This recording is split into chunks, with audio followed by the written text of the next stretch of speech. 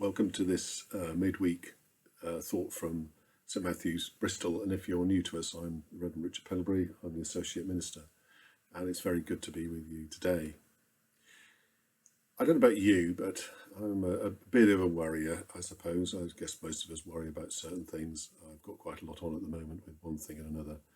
And I've been waking up in the night and my brain suddenly switches on. It just goes into overdrive, and you might identify with that. Maybe you're somebody who just sleeps beautifully, and I hope that is the case. But maybe we worry in the day.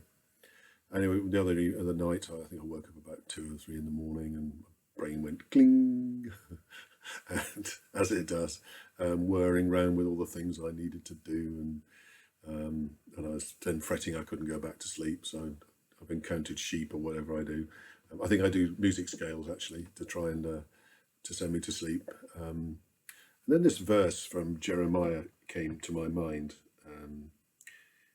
Just find it again. Jeremiah 29 and verse 11. For I know the plans I have for you, declares the Lord. Plans to prosper you and not to harm you. Plans to give you hope and a future. Then you will call on me and come and pray to me, and I will listen to you. You will seek me and find me when you seek me with all your heart. I will be found by you, declares the Lord. Now, this was said to the Israelites as they were in Babylonia, having been captured. So, if you remember the story, or maybe if you don't know the story, but the Babylonians came and overran Judah, the kingdom of Judah, and took the Israelites away. Well, actually, what they did, they took the elites away. And the kind of the people who were probably in charge, and left the rest of the population within the unoccupied zone, effectively. And so these people had been exiled from their land for what would be eventually 70 years. But here's God promising them that actually this would be over at some point, and that they would be restored back to their country, and indeed they were.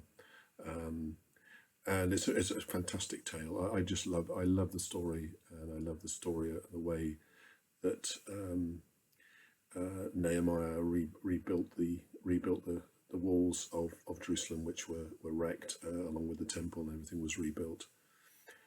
I think this applies. It applies obviously to God's people. It applies to God's people as a whole, that God has plans for us as a church, as a Christian community, or wherever you are a part of something. But it also applies to us as individuals, because as individuals we are part of God's kingdom, and as Christians God has plans to prosper us. Now, that's not saying that next week we will be given a private jet and Mercedes-Benz. That is not what he's saying. He's saying that he has plans for us to be part of him and be part of his kingdom, and that we're safe effectively in his arms forevermore, through into eternity.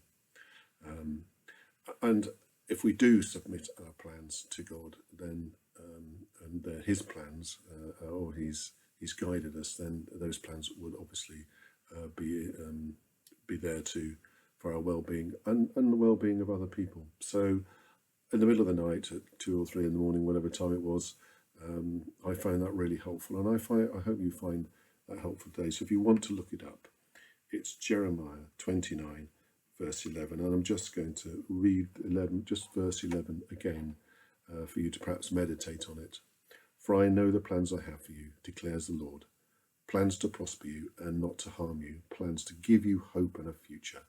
Isn't that great? Plans to give you a hope and a future. And we do have that hope and a future in Jesus Christ. Have a great week, and look forward to seeing you soon. Bye.